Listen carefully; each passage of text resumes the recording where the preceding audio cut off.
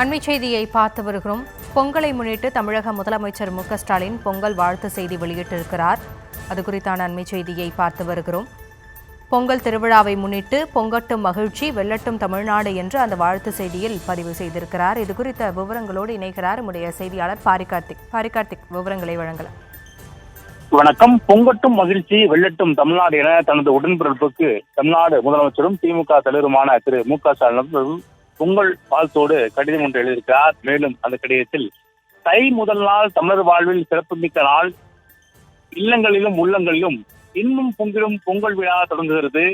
நன்னாள் உழைப்பை போற்றுகின்ற திருநாள் என்றும் தமிழ் பண்பாட்டை உலகம் அறிந்திடும் வகையில் மகிழ்ச்சியான கலை பண்பாட்டு நிகழ்வுகளும் பாரம்பரியமிக்க விளையாட்டு போட்டிகளும் கொண்டாடப்படுவதுதான் இந்த மகிழ்ச்சிக்கான கூடுதல் என்னும் தெரிவித்திருக்கிறார். இந்த ஆண்டில் இன்னும் கூடுதலாக தமிழ்நாடு முழுவதும் காண முடிகிறது என்றும் மகிழ்ச்சி.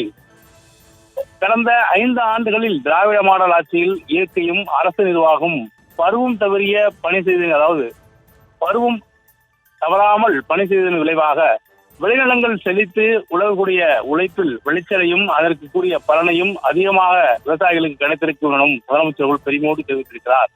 பொங்கல் திருநாள் என்பது தமிழர்கள் அனைவருடைய வாழ்வில் மிக முக்கியமான நாள். அதில் சாதி பேதம் கிடையாது எனும், மத வேறுபாடுகள் கிடையாது, ஏழை பணக்காரன் என்ற ஏற்றத்தாழ்வு கிடையாது, பெண் ஆண் என்ற பாகுபாடு கிடையாது, எல்லோருக்கும் திருநாளாக பொங்கல் அமையட்டும் என தமிழ்நாடு முதலமைச்சர் அவர்கள் தனது தொண்டர்களுக்கு எழுதிய மடலில் பொங்கல் வாழ்த்துக்களை தெரிவித்திருக்கிறார்.